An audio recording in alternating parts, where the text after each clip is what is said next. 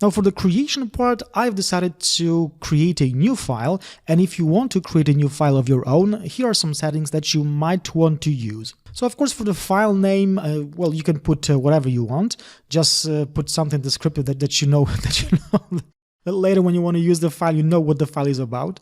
As for the file size, I'd advise you to go with something around 960 to 560. That will put the artwork in the landscape mode, and it usually works fine, and I use this size pretty much in all of my classes. Now, I wouldn't recommend aligning your objects to pixel grid. Sometimes when you are creating really small objects or effects, aligning them to a pixel grid might distort them. So I wouldn't advise checking this option right here. Now, as for the color mode, if you know that you are going to be using your design only for web purposes, I'd go with RGB. However, if you know that, for instance, you'd like to print your design, let's say on a t-shirt, I'd advise you to go with CMYK. I'm gonna go with RGB because right now I'm not going to be putting it on a t-shirt, and I'm not going to be printing it out.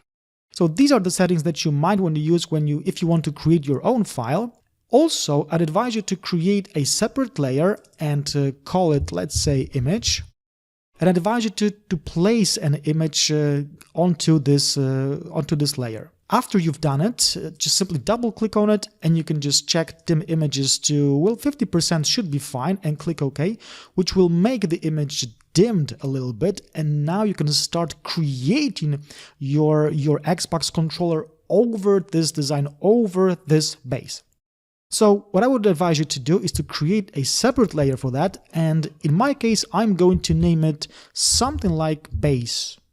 This should be fine. I would also advise you to take a note of the color of your layer. When we'll be creating the base, when we'll be using the pen tool, this color of the layer will be responsible for the color of the direction handles and the smart guides that are going to be assisting us in the creation process. So it's important that the guides and the handles, the direction handles, are have a contrasting colors to your base. So luckily in this case we have, well, almost a black base right here, so almost any color, any light color would do. So I'm gonna go with light red. Why not? I'm simply gonna click OK, and now I got my base and this base layer.